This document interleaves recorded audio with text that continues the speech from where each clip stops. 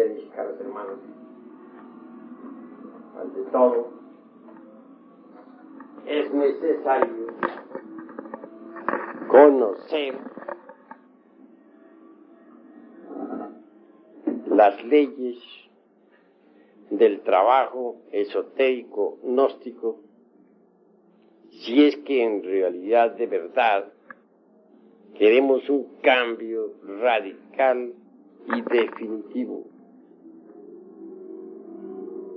En nombre de la verdad diremos que si por alguna parte hemos de empezar a trabajar sobre sí mismos, tiene que ser en relación con la mente y con el sentimiento. Sería absurdo empezar a trabajar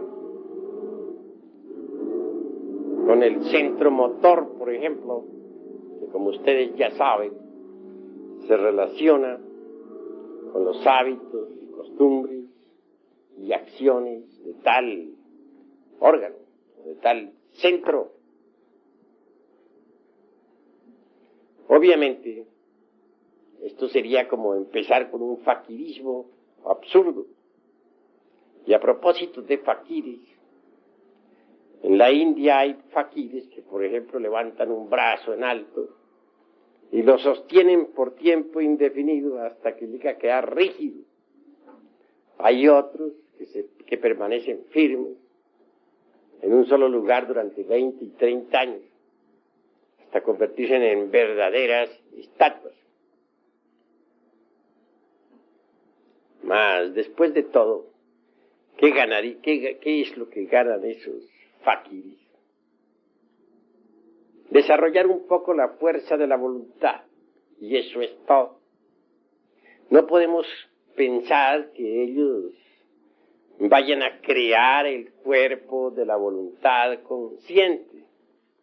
Es claro que no. No se puede recrear ningún cuerpo fuera de la novena esfera. Si fuera posible crear algún cuerpo en ausencia de la novena esfera, nosotros hubiéramos nacido pues del aire o de las aguas de algún lago o entre una roca. No seríamos hijos de un hombre y de una mujer, pero somos hijos en verdad de un hombre y de una mujer. Entonces la creación siempre se realiza en la novena esfera. Eso es obvio. Así pues, ningún fakir podría crear el cuerpo de la voluntad consciente lejos de la novena esfera.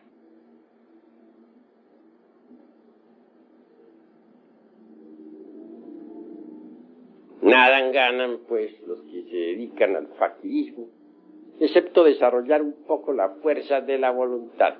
Y eso es todo. Empezar, pues, con el centro motor sería absurdo. Aún más, empezar a trabajar con el centro sexual sin tener una información correcta del cuerpo de doctrina gnóstica. Pues es absurdo, porque el que empiece en esas condiciones no sabe lo que está haciendo. Tiene conciencia clara del trabajo en la forja de los cíclopes. Puede caer, es obvio, en gravísimos errores.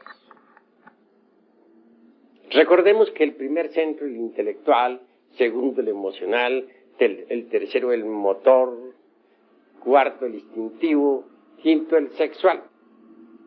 Existe también el sexto, que es la emoción superior, y el séptimo, el mental superior. Pero si empezáramos en realidad de verdad con los centros inferiores de la máquina orgánica, caeríamos en el error. Antes que todo en estos estudios, debemos empezar por los centros intelectuales y emocionales. Necesitamos en verdad cambiar nuestra forma de pensar. De lo contrario, marcharemos por el camino del error. ¿De qué serviría, por ejemplo, que ustedes asistieran a estas cátedras y no cambiaran su forma de pensar? Aquí se les dan muchos ejercicios esotéricos. Se les orienta doctrinariamente. Pero si ustedes no cambian su forma de pensar, ¿de qué sirve todo lo que aquí se les dé? Se les dice que hay que disolver el ego, se les dice que hay que sacrificarse por la humanidad, se les dice que hay que crear los cuerpos existenciales superiores del ser, etc. Pero si ustedes continúan pensando como antes, con los mismos hábitos mentales de otros tiempos, ¿qué sirve todo lo que estén escuchando aquí? Se les dice que hay que desintegrar el ego, pero ustedes continúan con sus viejos hábitos mentales, con sus formas y sistemas caducos de pensar. Entonces, ¿de qué les sirve la información que se les está dando? En las Sagradas Escrituras se habla muy claramente, y precisamente muy cerca de Juan el Bautista, sobre aquello del vino viejo y del vino nuevo. Que nadie echaría, por ejemplo, dice el Cristo, vino nuevo en odre viejo, porque los odres viejos se romperían. Sí, pues que para el vino nuevo se necesitan odres nuevos. También dice el gran Kabir Jesús que a nadie se le ocurriría remendar o poner remiendo en ropa vieja con pedazos, dijéramos, de ropa nueva. Verbigracia, por ejemplo, romper un traje nuevo para remendar uno viejo. Eso sería absurdo, ¿verdad? Así también, esta nueva enseñanza es como el vino nuevo. Necesita odre nuevo. ¿Cuál es ese odre? Pues la mente. Si no abandonamos las formas caducas de pensar, si seguimos pensando con los hábitos que antes teníamos, sencillamente estamos perdiendo el tiempo. Hay necesidad de cambiar la forma de pensar. Para el vino nuevo, odre nuevo se necesita. Sí, pues necesitamos cambiar completamente nuestra forma de pensar a fin de recibir esta enseñanza. Ese es el punto grave de la cuestión. Porque si recibimos esta enseñanza y la añadimos a la forma que teníamos de pensar antes, a nuestros viejos hábitos mentales, pues nada estamos haciendo, nos estamos engañando a sí mismos. Querer enganchar el carro de la enseñanza gnóstica a nuestro viejo carro, todo dañado por el tiempo y lleno de basuras e inmundicias, es engañarnos a sí mismos. Se trata antes que todo de preparar el recipiente para recibir el vino de la enseñanza gnóstica. Ese recipiente es la mente. Solo así, con un recipiente nuevo, transformado, con un recipiente verdaderamente magnífico, se puede recibir ese vino de la enseñanza gnóstica. Y esto es lo que yo quiero que todos los hermanos vayan comprendiendo. Necesitamos que las emociones negativas sean eliminadas de nosotros. Porque esas emociones negativas, pues, no permiten un cambio de fondo. Es imposible transformarnos si aún poseemos dentro de nosotros emociones negativas. Nosotros tenemos que erradicar de nuestro corazón las emociones de tipo negativo, que son verdaderamente perjudiciales en todo sentido. Una persona que se deja llevar por emociones negativas se vuelve mentirosa en un 100%. Ya les había a ustedes contado en mi pasada cátedra el caso de un señor XX que actualmente se encuentra, podríamos decir, al borde de la muerte. Este buen hombre vino a tener pues una embolia cerebral. Motivo muy claro, lo repito, que alguien le malinformó que su hermana había sido víctima de un fraude. Tal informe fue después examinado y resultó falso. Mas este, que ama a su hermana, creyó pues en esa infundia difamante y la tomó tan en pecho que le dio una embolia cerebral. En estos momentos se encuentra al borde de la muerte. Vean ustedes ese caso. De manera que entonces las emociones negativas vienen a llevarnos al fracaso. Su hermana aún sigue convencida de que fue víctima del fraude. Y es obvio que calumnia a un inocente, pero ella está segura de que fue víctima. Personalmente examiné el caso y me di cuenta que ella misma se estaba autoengañando. Estaba mintiendo a sí misma, víctima de las emociones negativas, y a su vez calumniando a otro en forma inconsciente. De manera que les dije a ustedes, y repito, que las emociones negativas lo tornan a uno mentiroso. Observen ustedes las gentes cómo mienten, llevadas por las emociones negativas. Lanzan juicios falsos y luego se arrepienten, pero es tarde, ya los lanzaron entre tanto. Así pues, debemos eliminar de nuestra naturaleza las emociones negativas. La mentira, ciertamente, es una conexión falsa.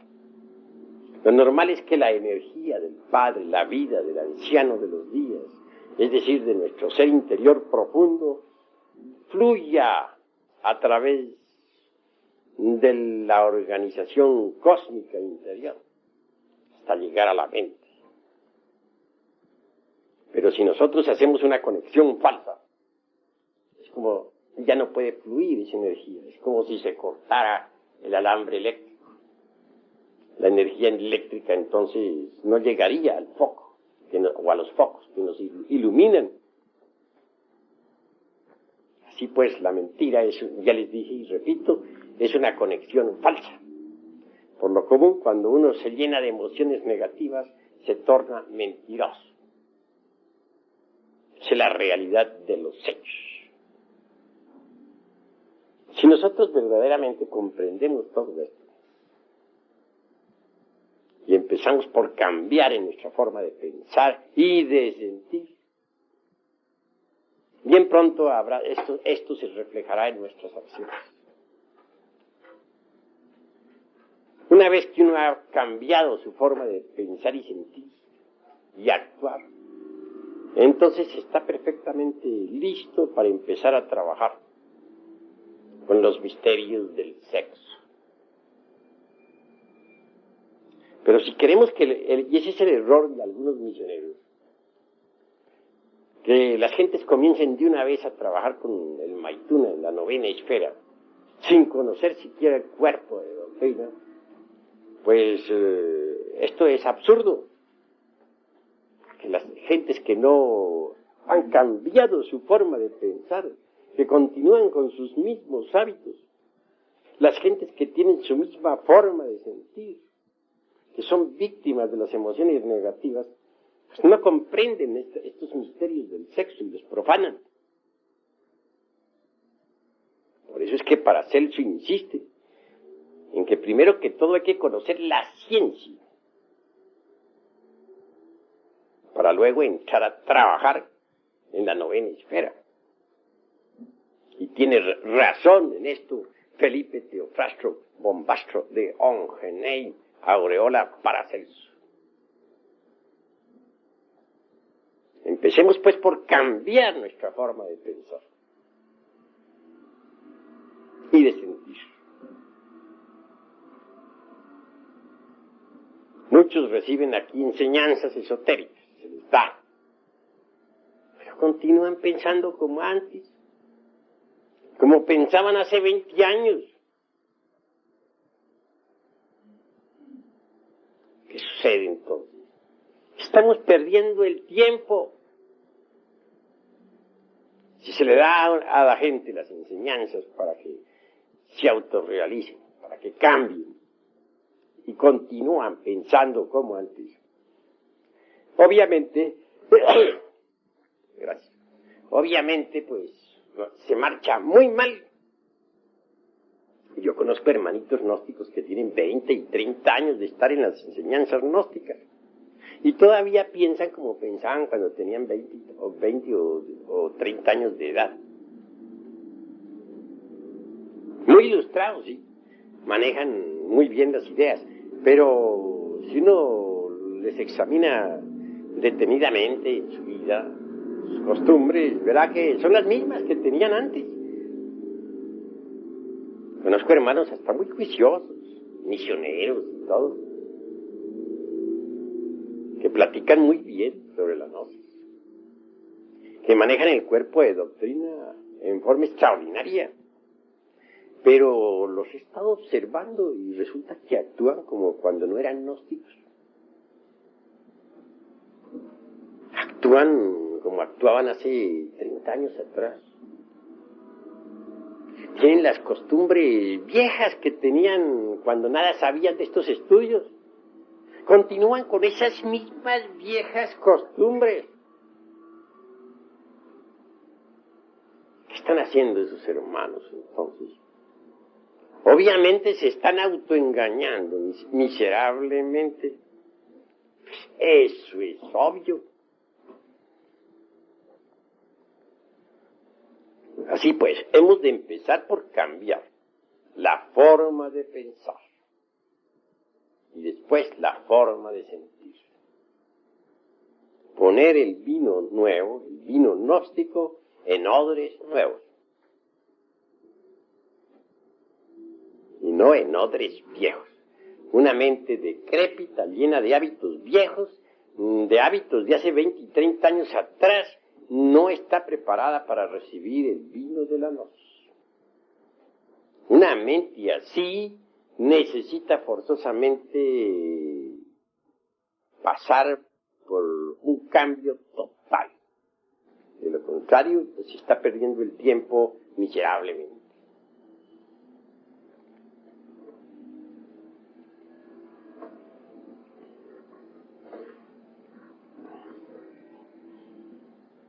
Con todo esto, ¿qué es lo que queremos saber? Pues despertar conciencia, ¿verdad? Eso es la verdad, eso es lo que queremos, despertar. En el mundo oriental no se ignora que la gente está dormida, nadie lo ignora. Pero en el mundo occidental la gente cree que está despierta. Y sin embargo hacen cosas que no quieren hacer. se lanzan a la guerra, cuando no quieren ir a la guerra, pero siempre van, aunque no quieren. ¿Por qué? Porque están hipnotizados. Ustedes saben que a un sujeto hipnotizado, por ejemplo, le ordenamos que vaya a matar a alguien, va y lo mata. Y eso ya está previsto en el Código Penal de todos los países de la Tierra. Así también sucede con las gentes de todas las latitudes. Están hipnotizadas, pero creen que están despiertas. Y se les dice que ha llegado la hora de ir a la guerra. Van a la guerra. No quieren ir, pero van. ¿Por qué? Están hipnotizados. Y el hipnotizado está. Eso es gravísimo. Tremendamente cierto. Que necesitamos salir del sueño hipnótico. Eso es verdad, pero bueno, vamos a ver cómo salimos del sueño hipnótico. Si estamos contentos con nuestros hábitos mentales, nuestros sistemas de razonar, con nuestros hábitos sentimentales, con nuestros distintos hábitos o costumbres adquiridas por la herencia y por la familia. Entonces, aunque estemos escuchando aquí en esta sala las enseñanzas, sencillamente estamos perdiendo el tiempo. Pregúntense ustedes a sí mismos, ¿para qué han venido? ¿Con qué objeto están ustedes reunidos en esta sala? Si están aquí reunidos por mera curiosidad, vale más que no hubieran venido. Si de verdad los anima el anhelo de cambiar, pero continúan muy contentos con sus viejas normas de pensar, sencillamente se están autoengañando. Si es que ustedes quieren enganchar el carro de la gnosis a su viejo tren carcomido por el tiempo y podrido hasta el tuétano de los huesos, pues están haciendo un juego muy tonto que a nada les conduce. Sí, pues, no nos engañemos a sí mismos. Si ustedes quieren cambiar, seamos serios. Y empecemos por cambiar nuestra forma de pensar. Cada cual tiene una forma de pensar. Y cada cual cree que su forma de pensar es la más correcta. Pero en realidad, de verdad, las diversas formas de pensar de cada cual, o de todos en conjunto, de correctos no tienen nada, puesto que están hipnotizados. ¿Cómo puede pensar correcto una persona que está hipnotizada? Pero ustedes creen que están pensando correctamente. He ahí su error. Hábitos mentales no sirven. Si es que quieren cambiar, bueno, aquí tienen la enseñanza nueva. Aquí tienen el vino de la gnosis. Pero, por favor, traigan odres nuevos para ese vino. No odres viejos.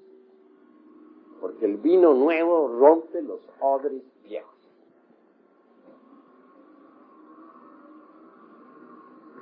Me interesa darle la enseñanza a los hermanos, pero darla seriamente. Y por eso les invito a cambiar su forma de pensar.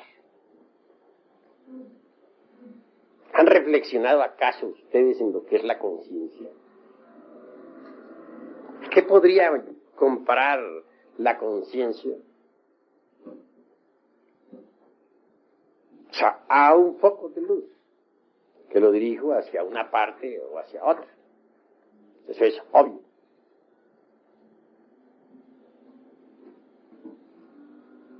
La conciencia debemos aprender a colocarla donde debe ser colocada.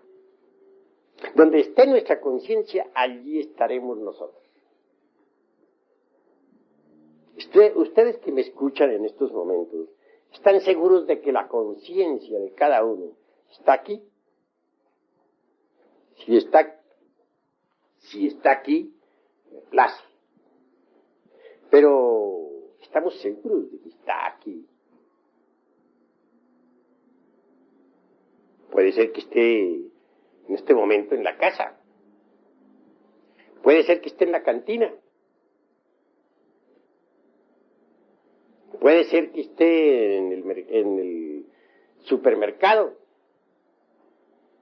Y que tan solo aquí estemos viendo la personalidad de fachada de tal o cual hermano. Así pues, donde está la conciencia, ahí estamos nosotros. La conciencia es algo que hay que aprender a colocar inteligentemente donde debe ser colocada. Si colocamos nuestra conciencia en una cantina, se procesará en virtud de la cantina. Y si la colocamos nosotros en una casa de citas, se procesará allí. Y si la colocamos nosotros en un mercado, tendremos un buen mercader o un mal mercader. Donde quiera esté la conciencia, allí estaremos nosotros. La conciencia está desgraciadamente embotellada. Y un yo de lujuria podrá llevar nuestra conciencia pues a una casa de citas. Un yo de borrachera se la podrá cargar para una cantina. Un yo codicioso se la llevará por allá para algún mercado. Un yo asesino se la llevará por allá a la casa de algún enemigo.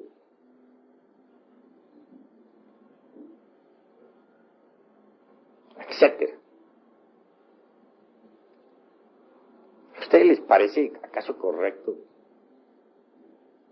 no saber manejar la conciencia?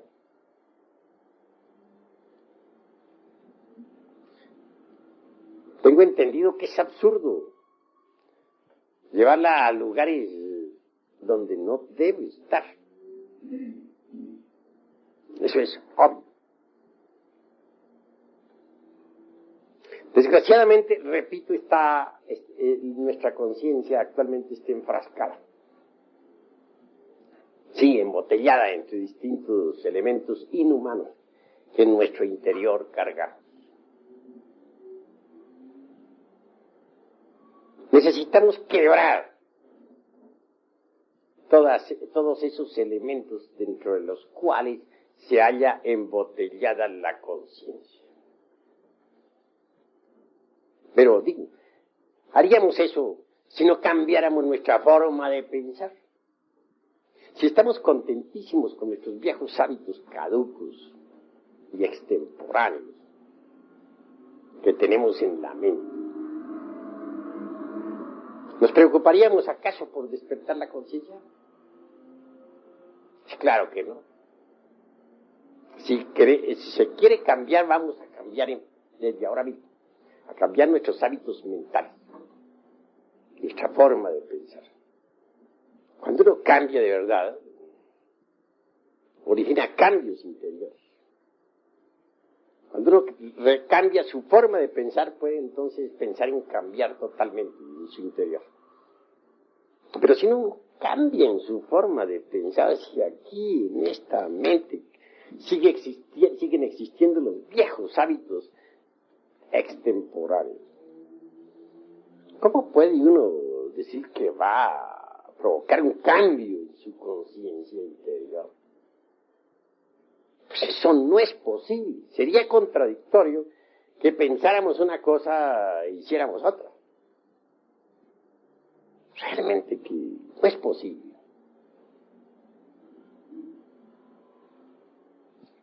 Así que necesitamos hacernos dueños de nuestra propia conciencia, colocarla donde los diversos agregados psíquicos que nosotros tenemos, en modo alguno son dignos. Lo único digno, lo único real, lo único que vale la pena en nosotros es la conciencia. Pero está dormida. No la sabemos manejar. Los agregados psíquicos se las llevan para donde ellos quieren. Nosotros realmente no sabemos usarla. Y eso es verdaderamente lamentable. Si queremos un cambio, pero un cambio de fondo, debemos también ir aprendiendo a saber qué cosa es eso que se llama conciencia. En el mundo oriental se nos ha dicho que antes de que nazca en nosotros el bodhisattva, debe surgir en nosotros el bodhicitta. Pero bueno, ante todo, ¿qué cosa es eso que se llama bodhisattva? Algunos de ustedes sabrán y otros no sabrán. La Blavatsky dice que un maestro que posea los cuerpos causal, mental, astral y físico es un bodhisattva. Que el alma humana o alma causal vestida con tales cuerpos es un bodhisattva. Ella hace plena distinción entre el maestro en sí, que es Atman Buddhi, o sea, el íntimo y la alma conciencia, y el bodhisattva, que es el alma humana revestida con los cuerpos existenciales superiores del ser. Pero el budismo del Mahayana, o mahayánico, es más exigente. No reconoce como bodhisattva sino a aquellos que se han sacrificado por la humanidad a través de sucesivos mahamvantas. Hay dos clases, dice el budismo mahayánico, de seres. Los unos, por ejemplo, serían los budas pradyekas, y los aspirantes a budas pradyekas, que son los sravakas. Estos no se sacrifican por la humanidad jamás. Nunca. Luchan, sí, por cambiar y cambian. Pero nunca dan su vida por sus hermanos. Y claro, jamás tampoco encarnan al Cristo íntimo. Los otros son los bodhisattvas verdaderamente. Aquellos que han renunciado a la felicidad del nirvana por amor a la humanidad. Aquellos que en distintos mahamvantaras han entregado su sangre por la humanidad. Que pudiendo vivir felices en el nirvana han renunciado a cualquier felicidad por sus hermanos en la tierra. Son ellos los únicos que verdaderamente pueden encarnar al Cristo. Pero bueno, volvamos a esto del bodhicitta. ¿Qué cosa es el bodhicitta? Es la conciencia ya despierta, desarrollada, convertida en el embrión áureo. Es la verdadera armadura argentada que nos puede proteger de las potencias de las tinieblas, que nos da la sapiencia, la experiencia.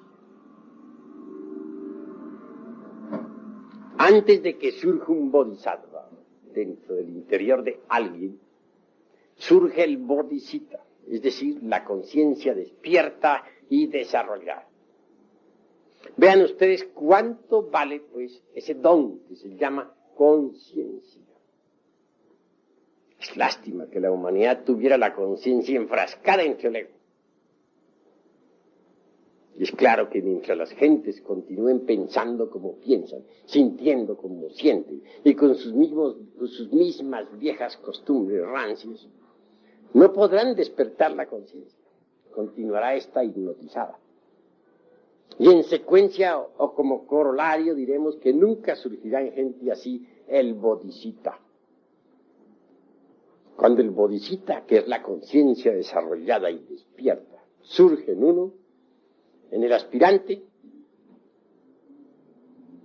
entonces pronto aparece el bodhisattva. Obviamente el bodhisattva se va formando dentro del clima psicológico. del Bodhisattva. Es grandioso el Bodhisattva.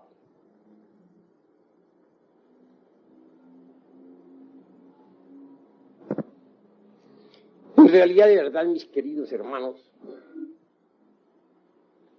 es grande cuando uno verdaderamente cambia su forma de pensar.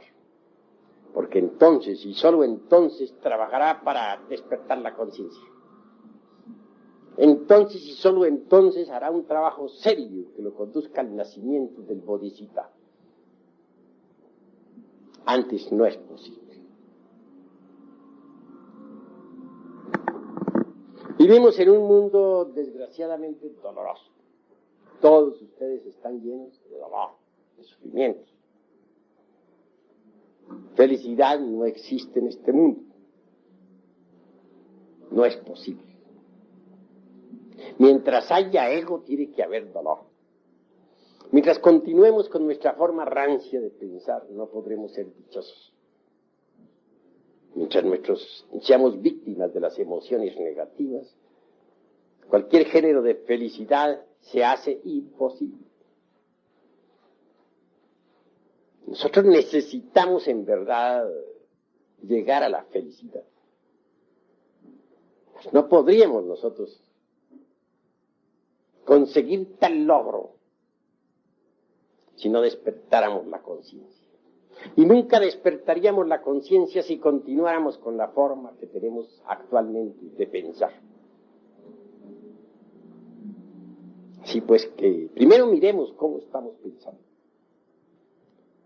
Cambiemos esa forma anticuada del pensamiento. Preparemos nosotros odres nuevos para el vino nuevo, que es la gnosis. Y así trabajaremos de verdad, pero seriamente.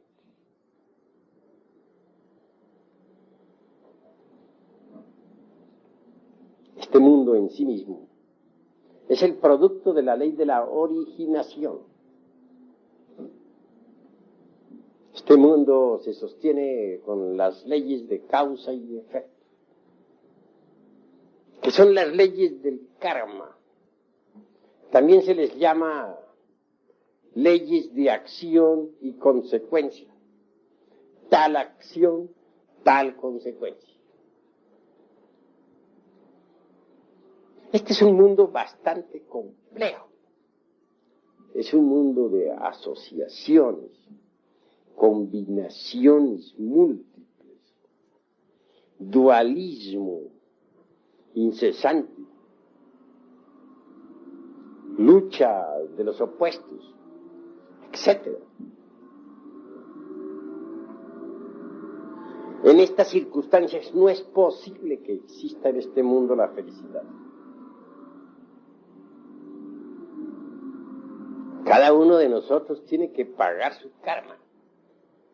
Estamos llenos de deudas.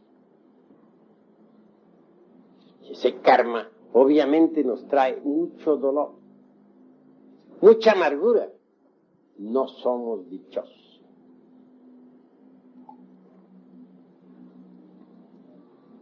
Muchos piensan que podríamos llegar a la felicidad a través de la mecánica de la evolución. Es un concepto falso, porque la mecánica es mecánica. La ley de la evolución y también la de la involución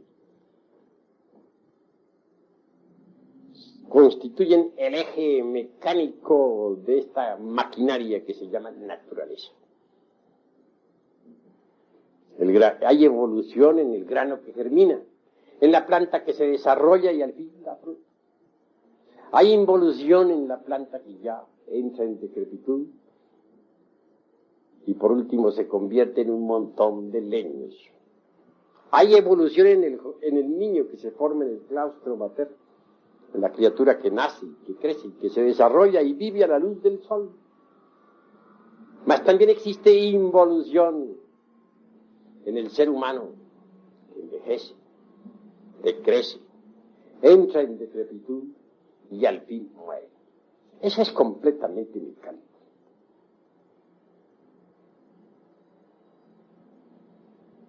Mecánica es la ley del karma también, en cierto sentido. En el sentido causativo, mirada a la luz de los 12 vidanas, o de las 12 vidanas. Así hay mecánica.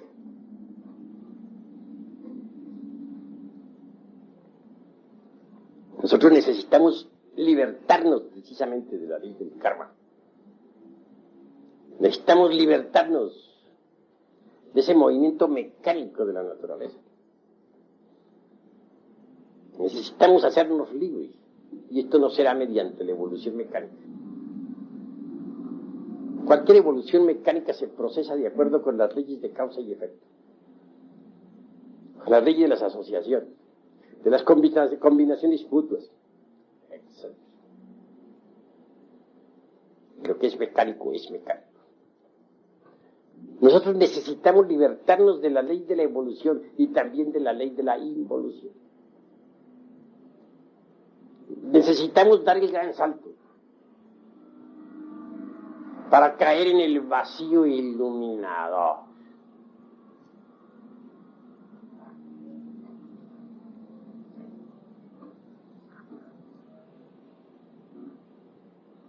Obviamente,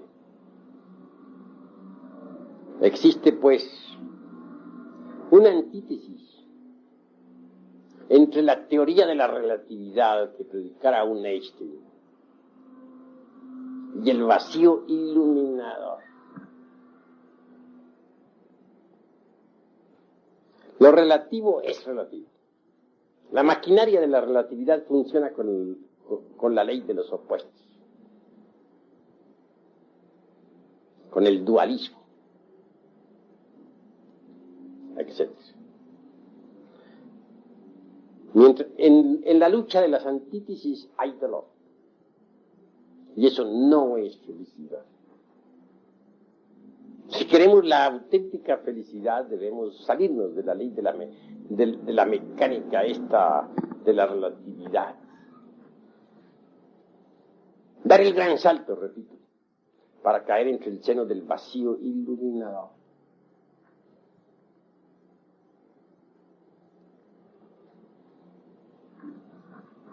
Yo experimenté el vacío iluminador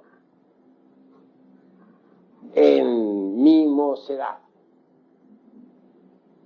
Apenas sí tendría algunos 18 años de edad, cuando pude dar el gran salto, pasar más allá del tiempo y vivenciar eso que no es del tiempo.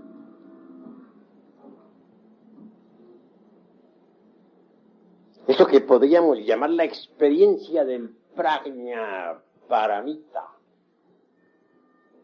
en su más crudo realismo. No está de más enfatizarles a ustedes la noticia de que tal vivencia pudo ser repetida 3 veces.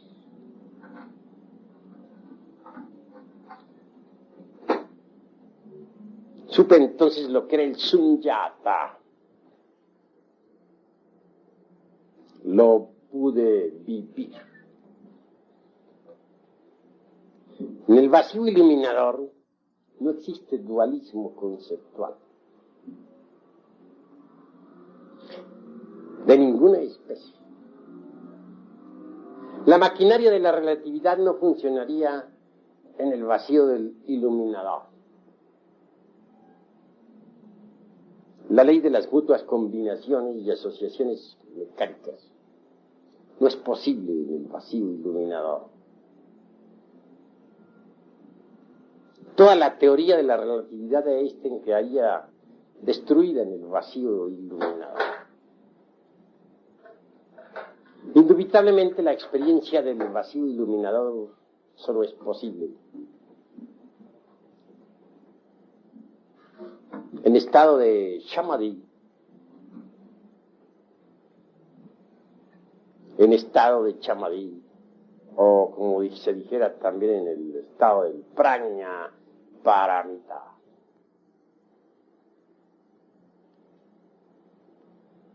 En el vacío iluminador no existen formas de ninguna especie. Podría decirse que allí pasa uno más allá del universo y de los dioses. En el vacío iluminador puede darse una respuesta correcta a aquello de que si todo el universo se reduce a la unidad, ¿a qué se reduciría la unidad? Tal respuesta no es posible para la mente lógica, o por lo menos para la mente que funciona de acuerdo con la lógica formal. Pero en el vacío iluminador no es necesaria tal respuesta. Tal respuesta allí es una realidad patente, definida. Si todas las cosas se reducen a la unidad también se reduce a todas las cosas. Y entonces quien entra en ese estado de Mahashamadhi, dijéramos, vive todas las cosas, desprovisto de forma. Y esto de por sí ya es grandioso, sublime e inefable. Sumergirse definitivamente en Sunyata, es decir, el vacío iluminador definitivo, solo es posible mediante el gran salto y la condición definitiva de haber pasado por la aniquilación budista total. De lo contrario, no sería posible. En aquella época aún no había pasado yo por la aniquilación budista. Y obviamente, a medida que me acercaba a la gran realidad, la conciencia se expandía en forma desmesurada. Es obvio que en esta situación, no habiendo pasado por la aniquilación budista,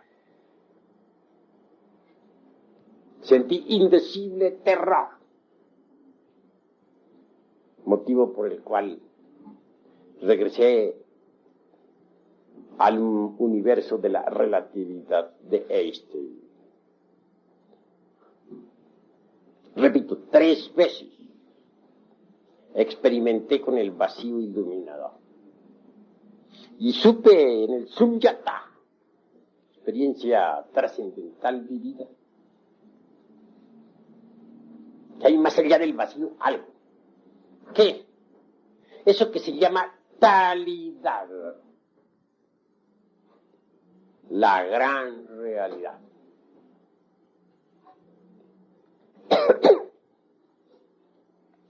Lo supe con una intuición de tipo trascendental. Porque en el terreno de la intuición, o dentro del mundo de la intuicionalidad, hay distintos grados de intuición. Incuestionablemente, la más elevada o el más elevado grado intuicional es el de las mentes filosófico-religiosas o filosófico-místicas. Es el tipo de intuición que corresponde al prajna paramita. Tal facultad, pues, me permitió saber que más allá del mundo del vacío iluminador está la gran realidad. Bien, quiero afirmarles a ustedes en forma enfática que este camino de la gnosis conduce a la gran realidad. La gran realidad o la talidad, Sunyata, prajna paramita, está más allá del universo de la relatividad, es decir, más allá de la mecánica esta de la relatividad, y más allá, mucho más allá del vacío iluminador.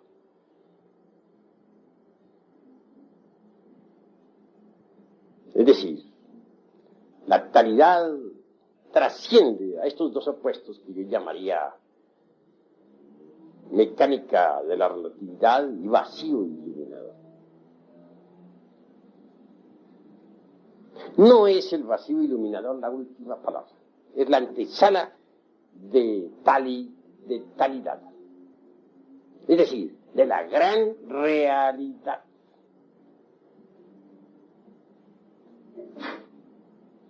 Estoy hablándoles a ustedes no en forma meramente teórica.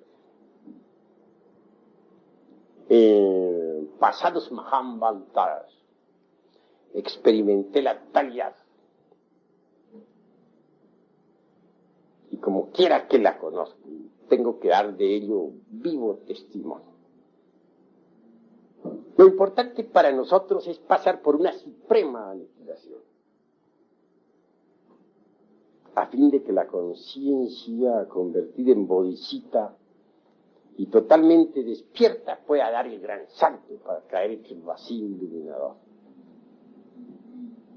Un paso más y llegaremos a la talidad.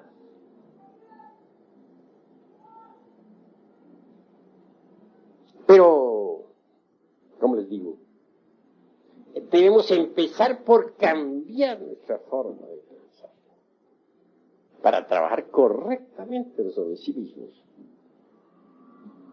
desintegrando realmente los elementos psíquicos indeseables que llevamos dentro. Podríamos conseguir nosotros el despertar de la conciencia, el desarrollo del bodhisattva, si antes no cambiáramos nuestra forma de pensar.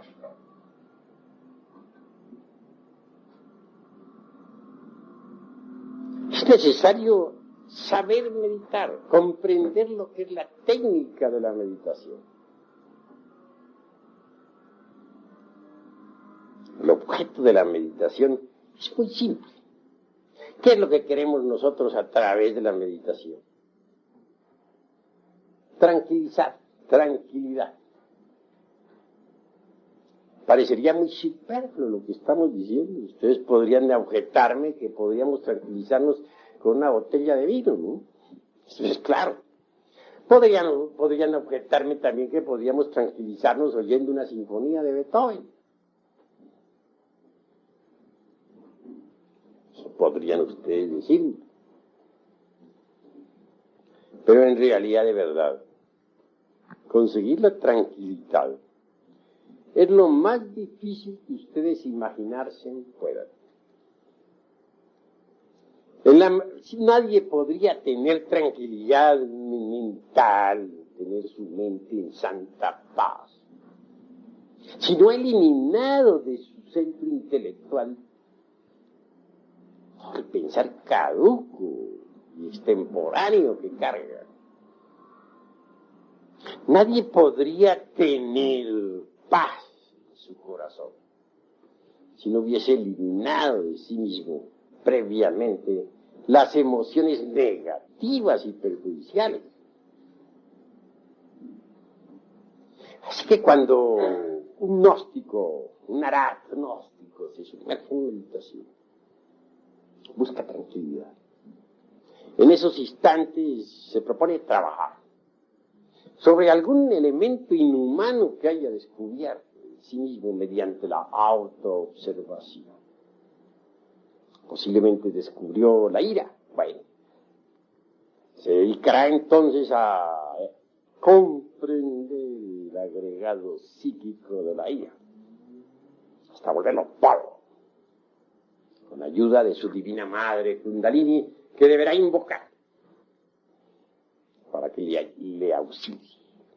O tal vez descubrió que tiene el agregado psíquico del odio, entonces se propondrá desintegrar tal agregado para que surja en su reemplazo el amor.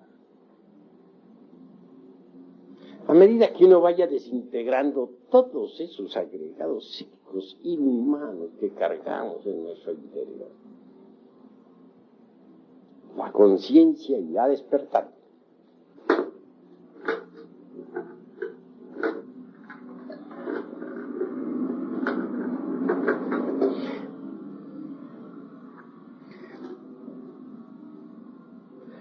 Mucho se habla en la gnosis sobre el sexo, pero debemos primero cambiar nuestra forma de pensar para que tengamos una rica información, para que nos hagamos más conscientes de la enseñanza. Solo así trabajaremos con éxito en la fragua encendida de Vulcano.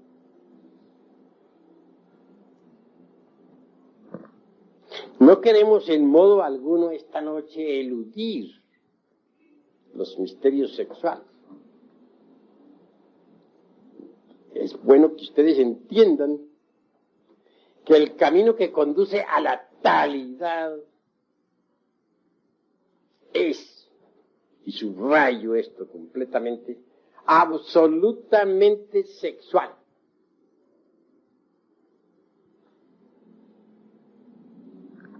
Y esto hay que entenderlo. Incuestionablemente un soltero, una soltera pueden disolver a base de mucha comprensión un 50% de agregados psíquicos. Siempre y cuando se apele a la Divina Madre Kundalini durante la meditación.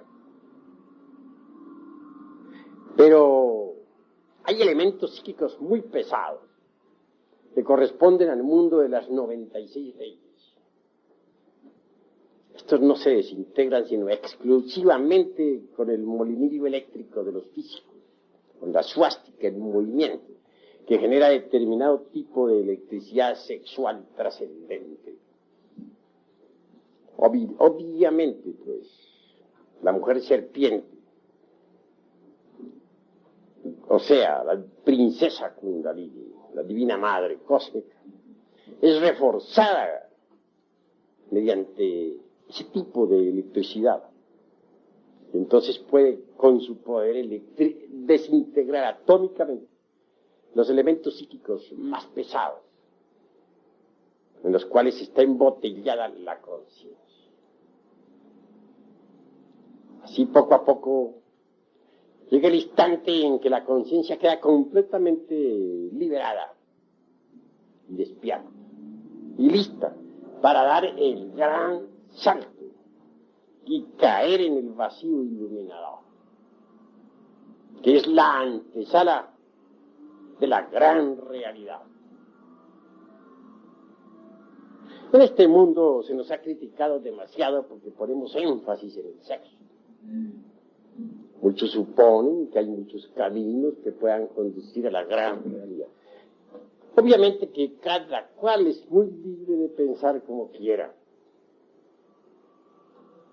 Pero en nombre de la verdad, y con experiencia mística directa, acumulada en el fondo de mi conciencia a través de sucesivos Mahamvantaras, puedo decirles que el camino que conduce directamente a la gran realidad, a la talidad, más allá del vacío iluminador y de la mecánica de la relatividad, es absolutamente sexual en un 100%. Quienes disienten en esta cuestión revelan con ese proceder psicológico desconocimiento de la cruda realidad. Es obvio que quien ha tenido verdadera experiencia en estas cuestiones a través de sucesivos Mahamvantaras sabe muy bien que así es, que no es posible de escaparse definitivamente de la mecánica esta de la relatividad por otra puerta o por otro camino que no sea el directo, el que lleva a la gran realidad. Sunyata es un término budista muy interesante que nos indica perfectamente la experiencia mística, vida, del que no solamente ha experimentado el vacío iluminador. Repito, dentro del terreno estrictamente místico budista, disiento con muchos místicos o budistas ortodoxos que ponen el vacío iluminador como el máximo. Nosotros los gnósticos vamos más allá de la mecánica de la relatividad, más allá de esta maquinaria de la teoría de la relatividad de un Einstein, fundamentada en el dualismo conceptual. Y también mucho más allá del vacío iluminador. Nosotros queremos la gran realidad,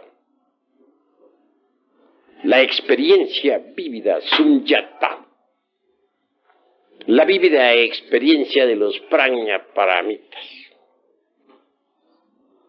Gracias a Dios tenemos nosotros en nuestro interior la conciencia. Es precisamente el don más precioso. Lástima que esté enfrascada en el ego. Pero si conseguimos libertar a la conciencia, entonces estaremos listos para el gran salto.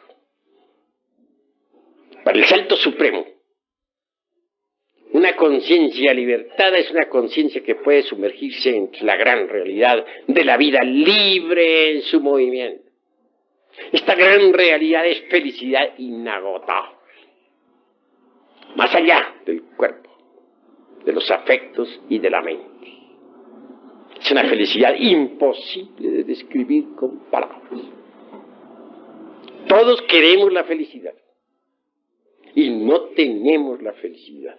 Necesitamos ser felices, pero no es posible ser felices en un mundo de combinaciones. No es posible ser felices dentro de esta maquinaria de la relatividad.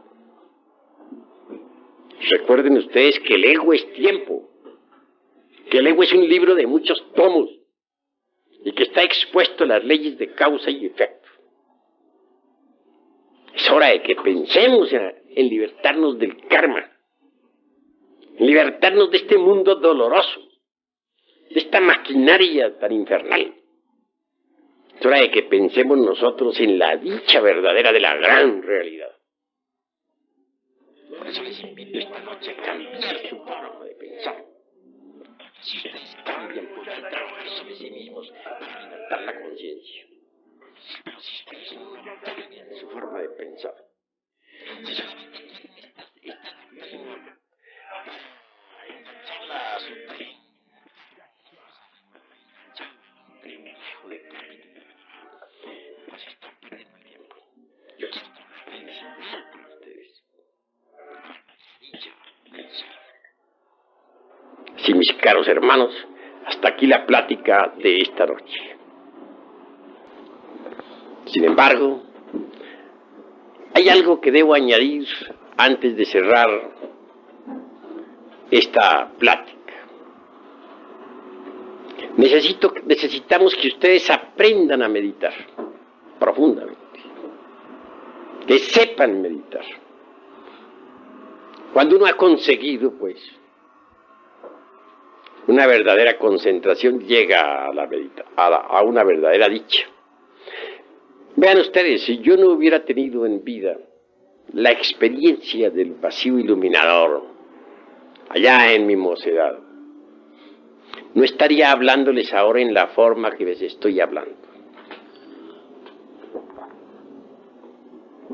Esa experiencia vívida jamás se borró de mi conciencia, ni de mi mente, ni de mi corazón. Es posible que en un samadhi de estos, es decir, en una práctica de meditación profunda, pueda la conciencia de un ser humano escaparse de entre el ego para experimentar la dicha del vacío iluminador. Es obvio que si lo consigue, trabajará con gusto sobre sí mismo, trabajará con ardor, que habrá experimentado ciertamente en ausencia del ego eso que es la verdad, eso que no es del tiempo, eso que está más allá del cuerpo, de los afectos y de la mente. Aquí les he enseñado una forma sencilla de meditar. Porque hay un tipo de meditación que está dedicado a la autoexploración del ego, con el propósito de desintegrarlo, de volverlo ceniza. Pero hay también otro tipo de meditación que tiene por objeto llegar algún día a la experiencia de lo real. Ojalá lo lograran ustedes, para que se sintieran animados interiormente y trabajaran sobre sí mismos. Sin embargo, conceptúo que es necesario tener algún mantra que les sirva. El mantra que les voy a dar esta noche es muy sencillo. Ya les di una palabra de ese mantra en una pasada plática y ustedes lo recordarán. Gate. Pero esta noche les voy a dar completas las palabras de todo el mantra. Gate, gate, para samgate, bodhi, swaha.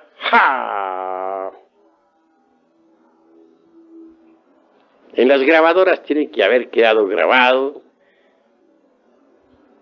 y también en los corazones. Repito, gate, gate, para samgate, bodhi, swaha.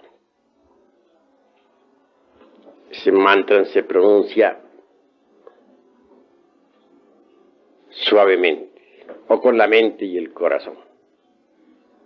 Puede también usarse es decir, como verbo silenciado.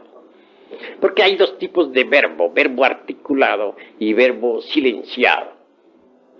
El verbo silenciado es poderoso. Se relaja el cuerpo totalmente. Y después de relajado, se entrega totalmente a su Dios interior profundo, sin pensar en nada, únicamente recitando con la mente y el corazón el mantra completo. Gate, gate, para samgate, bodhi, swaha. La meditación debe ser muy honda, muy profunda. Los ojos cerrados, el cuerpo relajado, entregados completamente a su Dios interior.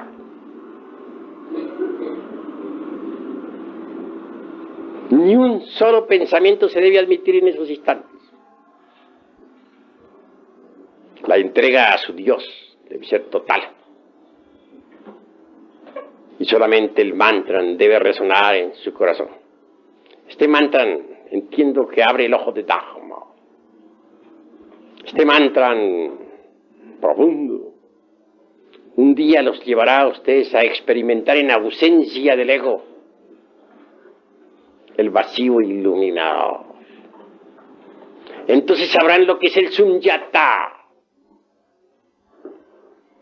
Entonces entenderán ustedes lo que es el prajna paramita.